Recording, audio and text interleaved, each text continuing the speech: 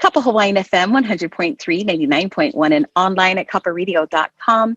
This is Kaea for Pacific Media Group and BigIslandNow.com.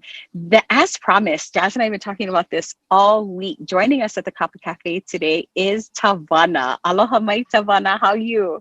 Aloha Kaea, thanks for having me. Oh, Good to right be on. here. We were so excited because when Jazz and I were talking, we were like, we've never had a Tavana interview. It's like one of those artists that you always hope to interview someday. And so today I'm super stoked that we get to talk story. Before we get into the project and your latest video, tell us a little bit about your music and I guess what inspires you to create.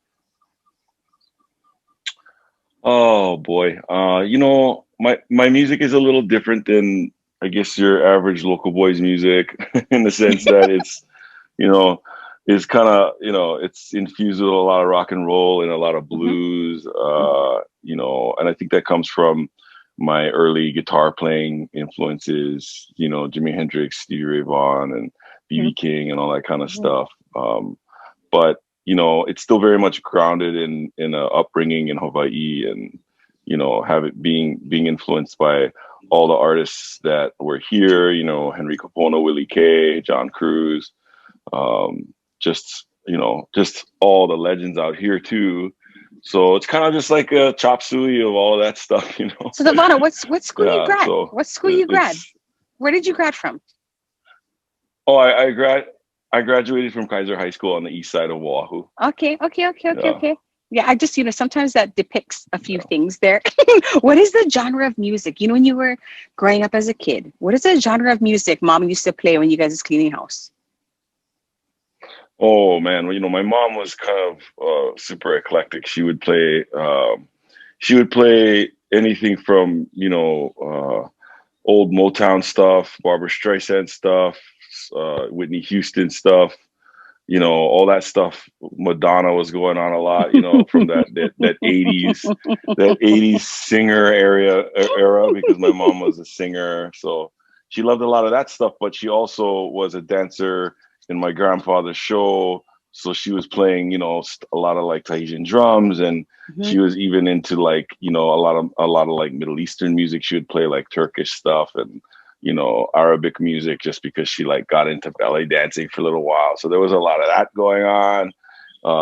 And we would even listen to, a lot of times we'd be listening to the old vinyl of my grandfather's show itself. So I could hear a lot of how that all sounded as well. Along with all the old local greats and everything too. So she kind of had she was sort of like me in that way. She listened to everything, So wait, I gotta pause real quick. So your grandfather is the Tavana? Yeah, that's how I got my name. We aren't blood related, but he kind of, you would say he pretty much like adopted my dad, when he was, like he basically brought him here from Samoa, and basically those two started the Tavana show. My father was the musical director and fire knife dancer, and kind of was in charge of all the dancers, and my grandfather was the man himself, just the mastermind behind everything. Okay. So this is we gonna blow pretty your much mind. called him Grandpa my whole life, This is gonna blow your mind. This is gonna blow your mind as I'm having a moment right now. So my mother, I swear, my mother spoke of Tavana a lot. And when this is pre me, she was an entertainer in Waikiki for a long time. And she always spoke of Tavana. So it just hit me today that right now at this moment that the Tavana she spoke of is your grandfather. Yes, right. And I'm going to tell you. So she probably knows my... Yeah, their paths crossed. Either they did a show together or their paths crossed. There's something that took place in that generation, and it's super cool that I'm now talking to you. Yeah, that's unreal. That's how it goes, right? And Waikiki was such a special place back in that time, and the entertainment industry was pretty much just was running things back then, and everybody kind of worked together. So I'm almost 100% positive that your mom knew my dad and my mom in some Absolutely. capacity, even. Absolutely. Guarantee. Yeah. Gotta be. Gotta be. Now, your choice of music and your creation, like you say, so inspired by other genres. Let's take it to this new video. This new video. Before Hmm. we can before I say anything, tell me about the inspiration behind the video. Okay, well, uh, m- I used to have a manager his name was Al Smith. He's a friend of mine, and we don't work together anymore, but we're still really good friends. And back in that time, he would run around cleaning beaches like all over Oahu, and Mm-hmm. he would bring me along and bring all these people along, and I was always just checking them out, like, holy smokes, this guy is so passionate about this. So I started to learn about the whole plastic problem and what he was all about and why he was so passionate about this. And I began to learn more and more about this issue. And I was like, oh man, this is it's such a big deal. Mm-hmm. And so I decided maybe about a year and a half ago now, I decided, you know what, I'm going to sit down and I'm going to write something, Mm-hmm. kind of inspired by that, Mm-hmm. because, um, it turned into being like kind of a big part of my life. And so I sat down and I wrote this song. Came out pretty quickly, and then I sent it over to him. He was the first person I sent it to, and he was just like, "Oh my god, this is like exactly the song," da, da, da. And I immediately was like, "Oh, I was thinking like we need to put a video to this," and I wanted to have it be like a kind of like lighthearted and Mm-hmm.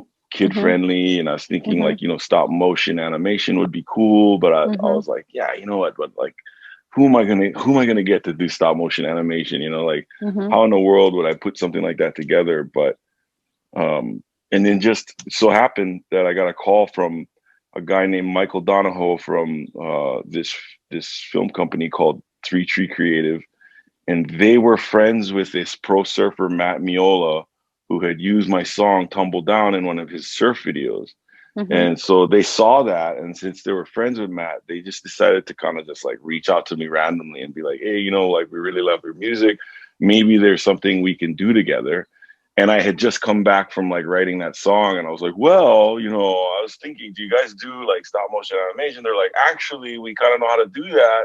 And so, and not only that, but we know this guy who goes and collects plastic on the beach and does beach cleanups and makes art out of it. And I was like, whoa, what? Are you serious? So it just kind of all happened like that. Just super lucky, super Wow, just meant to be. serendipitous. And, yeah, it was meant to be. And one thing led to the other. And next thing you know, that's what they came up with. And I couldn't have been more stoked with what they did. I think it's genius. I think it's perfect. And I think it has a potential to kind of help spread the message even further.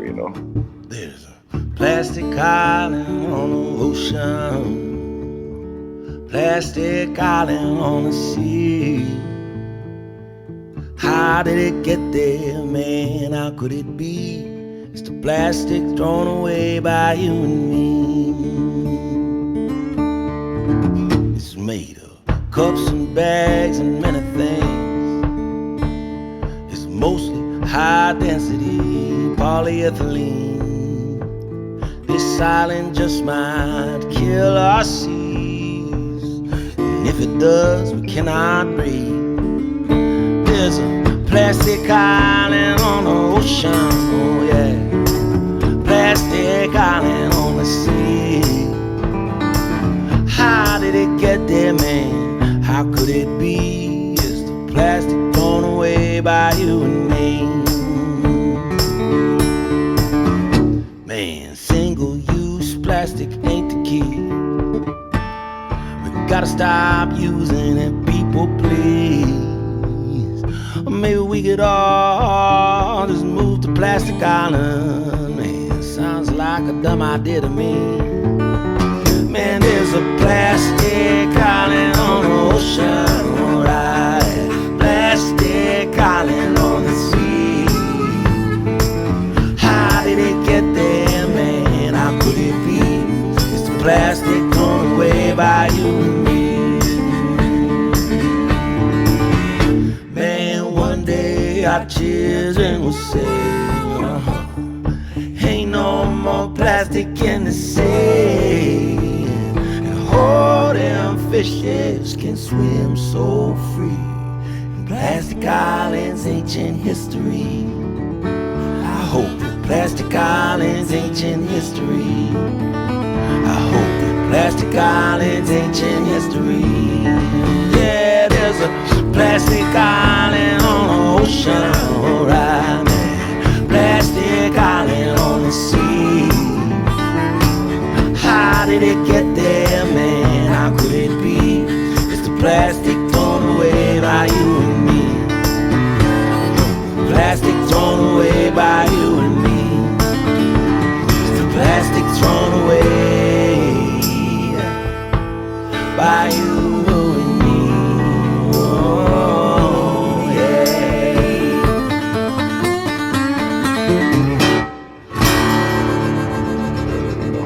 That's amazing. That's amazing. That's so cool. You know, during this, I always ask this to many of our artists, you know, during this time of pause for many musicians, what have you been up to outside of creating, or was this the project?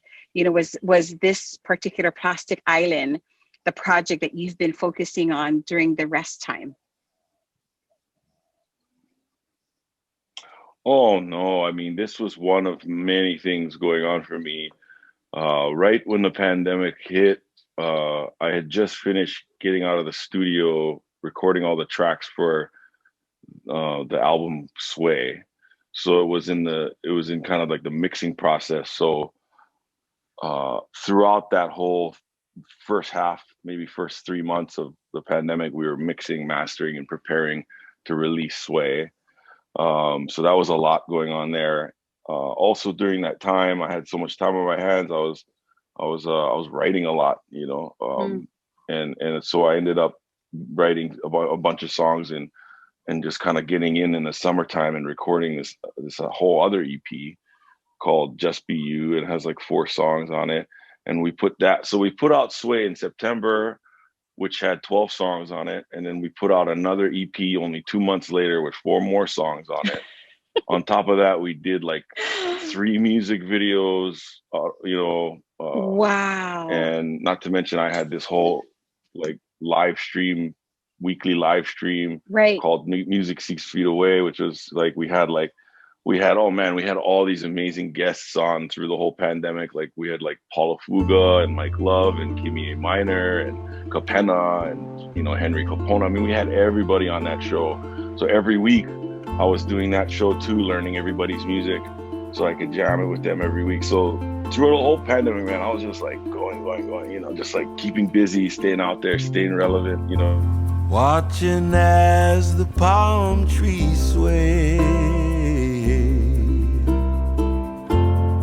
on this lazy island day. It reminds me I'm alive, and each breath I have inside is a gift to realize.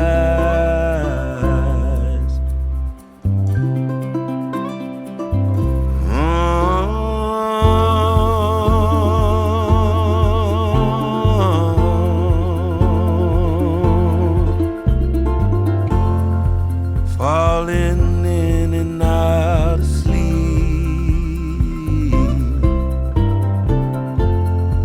dreams visit me to teach.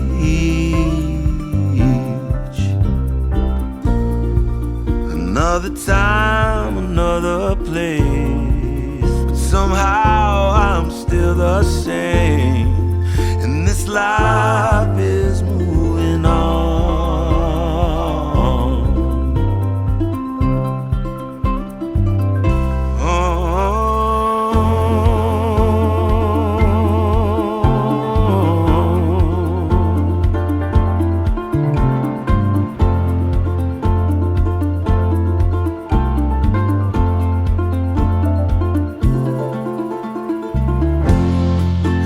Life is just like all the rest. Every day is like a makeup test.